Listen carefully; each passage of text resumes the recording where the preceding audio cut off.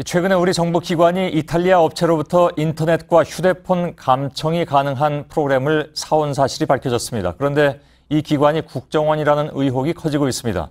이 프로그램은 문자 메시지나 SNS 대화까지 모두 들여다볼 수 있는 것으로 알려졌습니다. 김태영 기자입니다. 이탈리아의 한 보안 프로그램 제작 업체입니다. 해킹 프로그램을 만들어 팔고 있습니다. 이 업체는 노트북에 침입해 이메일 정보를 빼가거나 휴대전화 카메라를 임의로 조작해 촬영하고 도청까지 가능하다고 홍보합니다. 그런데 이 업체가 최근 해킹을 당하면서 고객 명단이 유출됐습니다. 모로코와 룩셈부르크 등 각국 정부기관이 고객인데 한국 부대 명칭인 5163 부대가 포함돼 있었습니다. 5163 부대는 지난 2012년부터 올해까지 감청 프로그램 구입 등에 8억 원 넘게 지불한 것으로 나옵니다.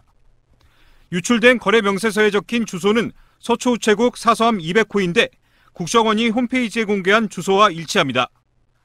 여기가 국정 관련해서 민원창구 접수처 맞나요? 네, 그쪽 관련 거는 맞는 것 같습니다. 국정원이 구입한 것으로 의심되는 프로그램은 문자 메시지와 카카오톡 등 SNS 대화 내용을 모두 들여다볼 수 있는 것으로 알려졌습니다. 국정원은 지금 단계에서 확인해 줄 수 있는 것이 없다고 밝혔습니다. 국정원이 해킹 프로그램을 불특정 다수에 대한 감시용으로 활용했을 수 있다는 의혹이 커지고 있습니다. JTBC 김태영입니다. 다음 두 번째 사례입니다. 개표 결과를 사전에 입력한 사실이 확인됐습니다. 서울시 송파구 선거관리위원회는 선거일 하루 전인 2012년 12월 18일 오후 1시 11분에 개표 결과를 서버에 입력한 사실이 확인됐습니다. 그 자료는 2012년 12월 19일 다음 날 개표한 결과와 일치합니다. 어떻게 투표 하루 전날 입력한 개표 결과가 선거 당일날 투표 결과와 일치할 수 있는 것인지 이것은 도무지 납득할 수 없는 상황입니다. 세 번째 사례입니다. 개표소에서 지역선거관리위원장이 개표 선언을 하기도 전에 전국에 방송되는 선거방송에서는 개표 결과가 국민에게 방송됐습니다.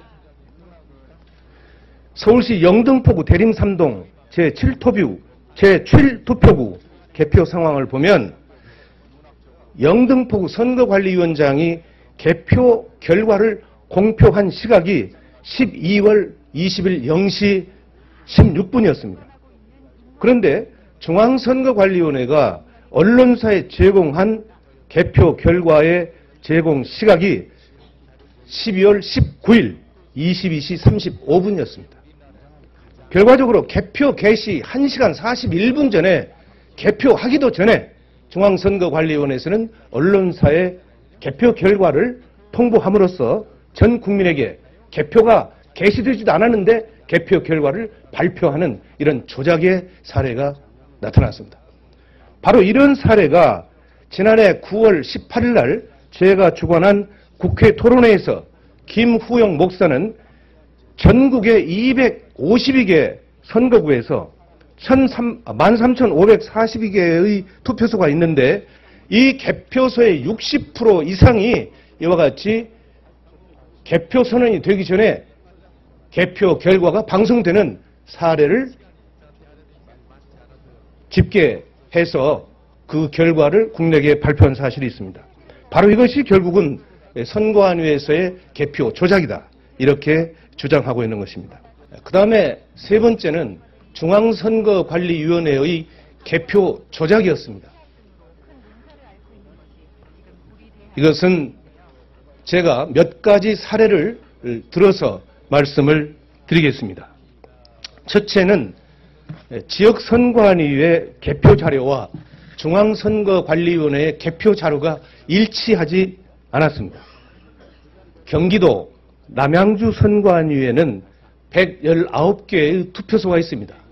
그러면 투표소가 119개이기 때문에 개표 결과도 119개로 개표 상황이 집계되어야 합니다.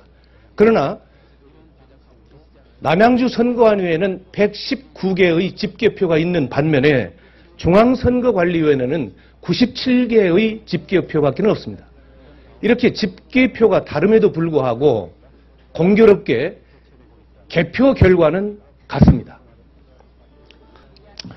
이와 같이 투표는 국민이 했는데 개표는 국가의 공권력에 의해서 참담하게 이룬되었고 국민의 의사와는 무관하게 국민을 속이고 특정 세력이 장기 집권 또는 영구 집권을 해체하는 수단으로 악용될 것이기 때문에 바로 저는 지난해 9월 달에 투표소에서 수개표하는 길만이 이런 부정을 막을 수 있는 근본적인 제도적 장치가 될 수 있다.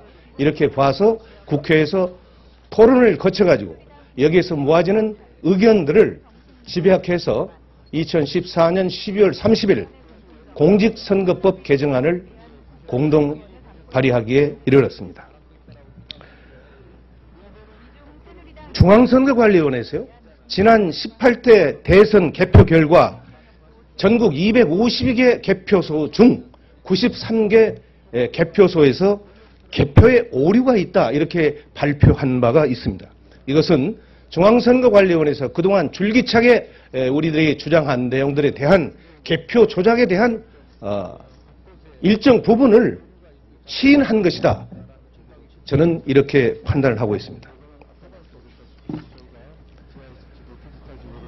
지난 12월 30일 날 공직선거법 개정안을 대표 발의했는데 그 이후에 나타나는 아주 회개망측한 일이 하나 있었는데 이것을 말씀드리겠습니다. 어느 집단에서 의도적으로 그리고 계획적으로 이 투표소에서 수개표하는 법안에 대해서 반대 의견을 내놓았습니다. 이것은 국회 홈페이지 입법 예고 시스템에서 투표소에서 수개표하자라고 하는 법안을 국민에게 공지를 했는데 무려 2, 3일 만에 9,653건의 아주 집단적이고 동시적으로 반대 댓글을 올렸습니다. 이것은 국회 역사상 전무후무한 일입니다. 바로 이런 하나의 일련의 사태를 보면 개표 조작을 주도했던 세력이나 또는 그와 함께하는 장기 집권 세력들이 이런 일들을 하지 않았나 이런 생각을 갖습니다. 저는 국회 행정안전위원회에서 조속히 공직선거법 개정안을 심사해서 반드시 2016년 4월 13일에 개최되는 20대 총선부터는 투표소에서 수개표가 실현될 수 있도록 그래서 이 땅의 개표 조작과 개표 부정이 완전히 추방되기를 기원합니다. 투표로 반영된 민의를 권력자들이 조작해서 정권을 찬탈하는 일이 다시는 반복되지 않기를 소망합니다. 대부분 행정처장 계시죠? 네, 나와 있습니다. 네. 선거 관련 소송은 그 심리와 재판을 할 때 소송 제기일로부터 며칠 내에 다 하도록 되어 있습니까? 신급마다 심리기간이 지정이 되어 있습니다. 대충 6개월 정도까지가 되어 있습니다. 그렇죠. 공직선거법 제225조에서는 180일 이내에 처리하여야 한다라고 규정하고 있습니다. 대통령 선거는 단심제죠? 그렇습니다. 그래서 대법원에서 담당을 하는 것이고 판결하면 끝이죠. 그렇게 되어 있습니다. 네. 2013년 1월 4일 날 제기한 사건 번호 2013수 18 제18대 대통령 선거 무효 소송 현재 23개월이 지났는데 왜 심리하지 않습니까? 당초 제소됐을 때의 청구원인과 다른 청구원인이 추가가 됐습니다. 그 선거 부정과 관련된 청구원인이 추가됐는데 이것은 1심 형사재판이 계속 중이어서 그 재판 결과가 나와야 이쪽 재판을 진행할 수 있어서 선거사법은요 민사와 형사가 다르지 않습니까? 그런데 왜 민사소송을 형사소송과 병합해서 합니까? 병합하는 자, 민사소송에는 선거 무효소송이 있고 당선 무효소송이 있어요. 선거 무효소송은 대한민국 국민 누구나 다 할 수 있습니다. 당선 무효소송은 후보자만이 할 수 있는 거예요. 그런데 지난 대통령 선거 때 민주당의 문재인 후보가 당선 무효 소송을 제기하지 않았기 때문에 이것은 지금 공소시효가 지나서 아무런 법적 효력이 없습니다. 다만 국민이 지금 민사소송으로 선거 무효소송을 제기했고 또 형사소송을 제기해 놓고 있어요. 그런데 대법원에서 지금 2년이 다 돼가는데도 이것을 심리조차 않고 있다는 것은 이건 대단히 정치적으로 지금 판단하고 있다. 이렇게 주장을 하는데 어떻게 생각하십니까? 추가된 청구 원인이 국정원 선거 개입 문제가 제기가 되어 있습니다. 그런데 그 사건이 1심에서 최근에 형사 판결이 났기 때문에 이제 진행할 수 있는 단계가 되어서 심리 촉진을 하려고 하고 있는 것으로 알고 있습니다. 이제 진행하려고 합니까? 그게 형사 사건이 사실 확정이 돼야 이쪽 사건을 진행할 수 있는 연계 관계가 있어서 미뤄두고 있었던 것으로 이해하고 있습니다. 자, 보십시오. 분명히 말씀드리지만 이건 형사사건과 별개다. 자, 보세요. 18대 대통령 선거 무효소송의 주요 내용이 무엇인지 아시죠? 제가 하나씩 읽어보겠습니다. 새누리당의 부정선거였습니다. 윤정원 목사의 시발단 운영과 관련된 사건으로 징역 10년형 집행유예 2년형이 확정되었습니다. 윤정원 시발단 주도했던 사람이. 그리고 국가기관이 대선에 개입했어요. 국가정보원, 국방부, 사이버사령부, 기무사령부, 통계청, 경찰청 등등이 선거 개입했다는 것은 국민이 다 알고 있는 사실입니다. 또 중앙선거관리위원회에서의 개표 조작이 있었어요. 이것은 국민적 의혹이 계속 증폭되고 있어요. 경기도 남양주 선관위 또는 서울시 송파 선관위를 비롯해서 전국적인 개표 부정 이 증거들이 전 투표구의 60% 이상 지금 나오고 있는 겁니다. 또 박근혜 당시 후보의 허위사실 유포가 있었잖아요. 문재인 후보와의 대선 후보 방송 토론 중에서 댓글려 김하영을 옹호하는 이 발언, 이것은 허위사실 유포잖아요. 바로 이런 것들이 명백하게 드러났는데도 불구하고 대한민국 국민을 자격으로 소송을 제기한 것을 2년이 다 돼도 심리조차 않고 있다는 것은 대법원의 직무유기입니다. 국기문란입니다. 이것도. 어떻게 생각하세요? 거듭 말씀드립니다만 당초 청구원인은 개표 부정에 한정되어 있었던 것으로 합니다. 그런데 그 이후에 국가기관의 선거 개입 의점이 선거무효 사유로 추가가 됐고 그 점은 형사 기소가 돼 있었습니다. 자, 이거 보십시오. 형사소송 한 건 또 있었어요. 2013년 5월 9일 이명박, 박근혜, 김무성, 김능환, 이정우 씨는 중앙선관위 상임위원입니다. 문상부 중앙선관위 사무총장이에요. 여기다 원세훈, 김용판, 김하영 여기는 댓글료입니다. 이 9명을 형법 제87조 내란죄, 동법 제91조 국헌문란죄, 동법 제122조 직권남용죄, 동법 제123조 직무유기죄로 형사 고발해놨어요. 이것도 지금 전혀 심리를 않고 있어요. 이러면서도 지금 대부분이 지금 제대로 선거 사범에 대해서 심리하고 재판을 진행하려는 의지가 있다고 보십니까? 지금 아까 답변 중에 바로 이제 때가 됐으니 뭐 할 수 있겠다 이렇게 말씀하셨는데 언제 할 거예요?